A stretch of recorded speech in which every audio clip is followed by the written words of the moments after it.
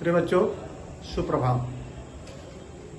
मैं कमाल अहमद आप लोगों को सूरदास रचित कक्षा 10 यूपी बोर्ड की पुस्तक में पद पाठ के बारे में बताना चाहूँगा। हम जानते हैं कि सूरदास भगवान श्री कृष्ण के अनन्य भक्त हैं, परम भक्त हैं। उन्होंने श्री कृष्ण की बाल लीलाओं का बड़ा ही अच्छा वर्णन किया। साथ ही साथ उन्होंने कौन कौन से क्रियाकलाप किए हैं अपनी रचनाओं सूरसागर, सारावली और साहित्य लहरी में बड़े ही अच्छे ढंग से वर्णन किया है।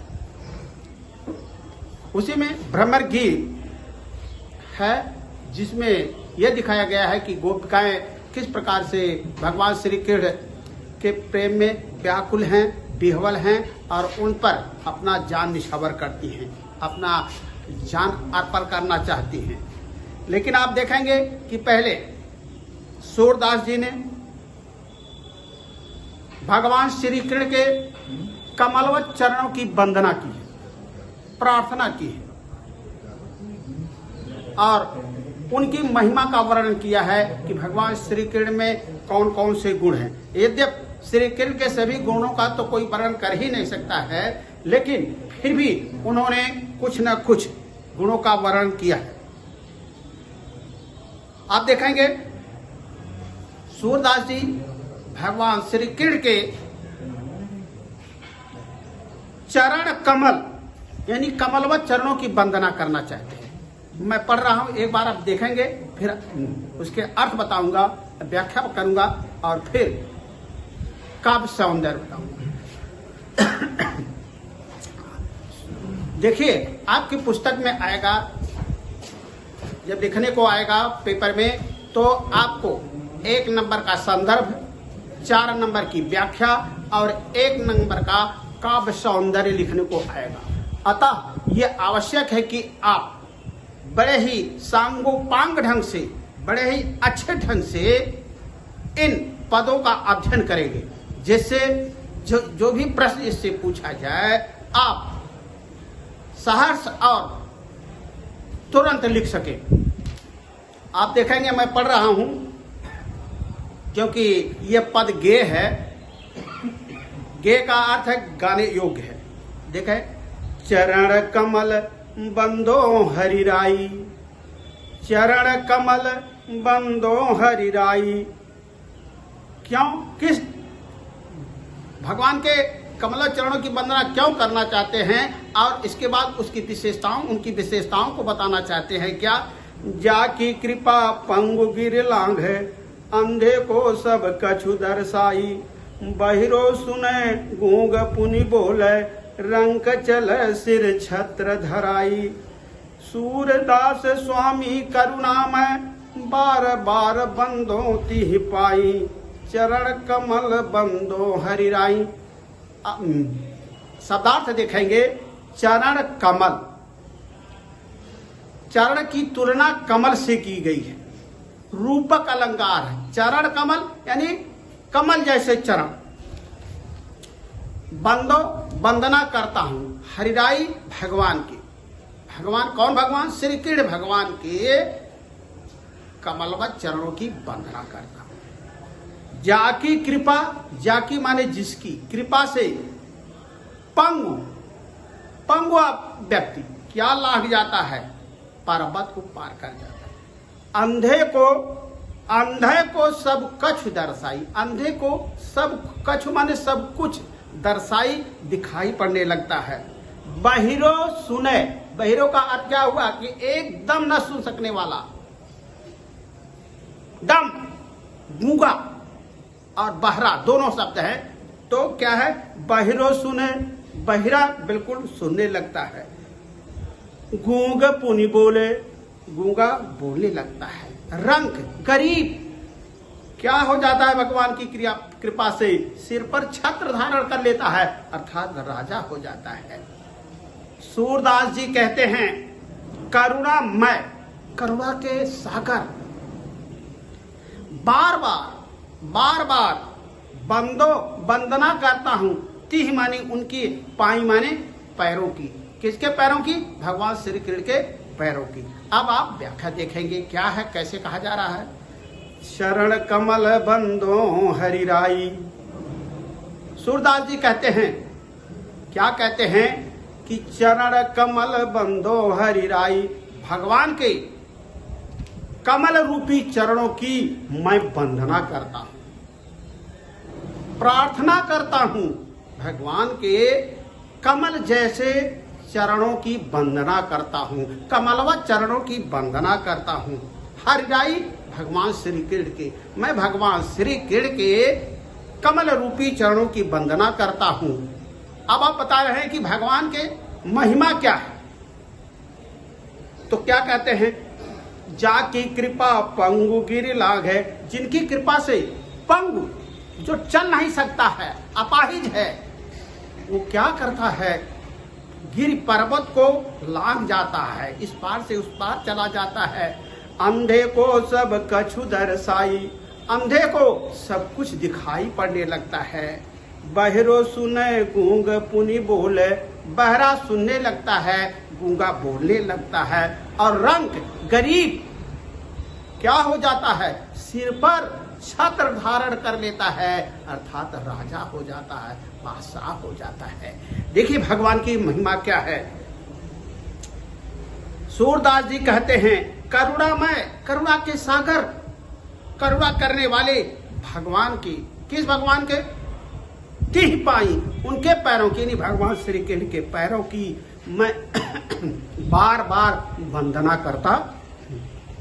आप देखेंगे यहाँ पर भगवान श्री कृष्ण के गुणों का, उनके लीलाओं का, उनके महत्व को दर्शाया गया है। और इसी कारण सूरदास जी उनके कमलवत चरणों की वंदना करते हैं। आप एक बार देखेंगे मिला के, सूरदास जी कहते हैं कि मैं भगवान श्री कृष्ण के कमल जैसे चरणों की वंदना करता हूं, जिनकी कृपा से पंगु पर्वत को पार कर जाता है, अंधे को सब कुछ दिखाई पड़ने लगता है, बहरा सुनने लगता है, गूंगा बोलने लगता है, और गरीब अमीर हो जाता है, राजा हो जाता है, सिर पर छत्र धारण कर लेता है। सूरदास जी कहते हैं करुणामय भगवान श्री कृष्ण के मैं कि भगवान श्री कृष्ण की मैं बार बार वंदना करता हूं, उनके कमल जैसे चरणों की वंदना करता हूं। आप देखेंगे भाषा क्या है, भाषा ब्रज भाषा, साहित्यिक ब्रज भाषा है, शैली मुक्तक, गुण प्रसाद है, भक्ति रस है, शब्द रचना लक्षणा है, शब्द शक्ति लक्षणा है, अलंकार चरण कमल, चरण कमल में रूपक अलंकार है। रूपक अलंकार किसे कहते हैं? जब उपमेय में उपमान का भेद रहित आरोप कर दिया जाता है, उसे रूपक अलंकार कहते हैं। दूसरे और देखेंगे आप,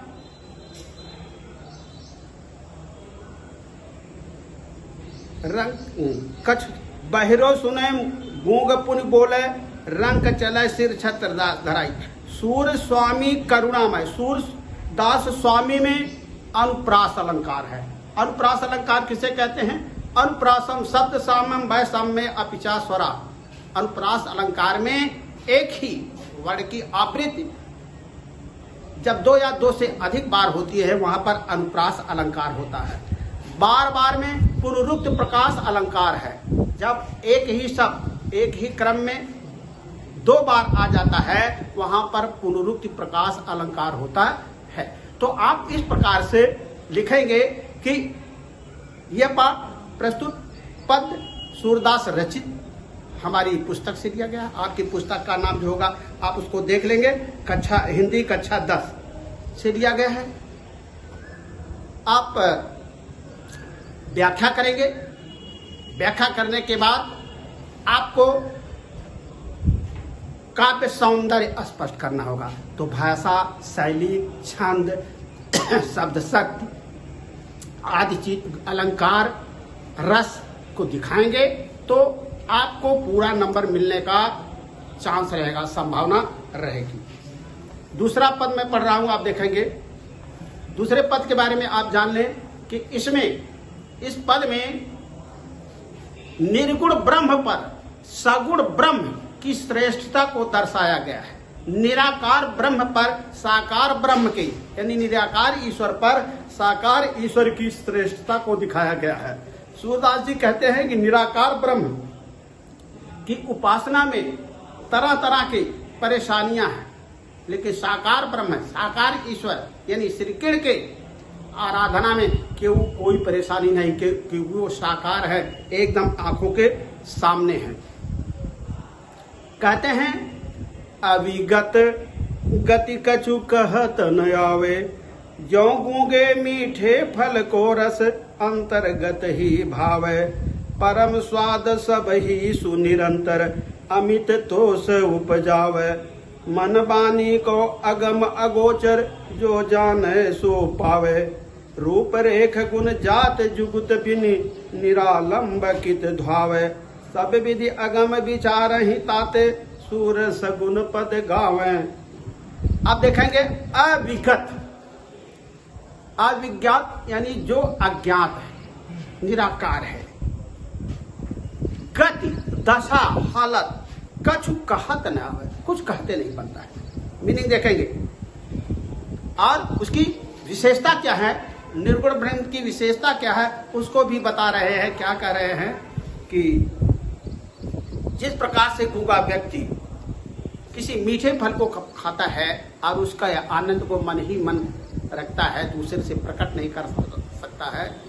चूंकि बेटा अब समय साथ नहीं दे रही है, बार बार इशारा किया जा रहा कि रहने दीजिए, तो ठीक है, अगला पद हम दूसरी वीडियो में आपको पढ़ाएंगे। और आपसे अपेक्षा करते हैं कि आपकी समझ में जो नहीं आएगा वो हमसे पुनः आप अपने मोबाइल से हमको कॉल करके पूछ लेंगे। थैंक यू, धन्यवाद।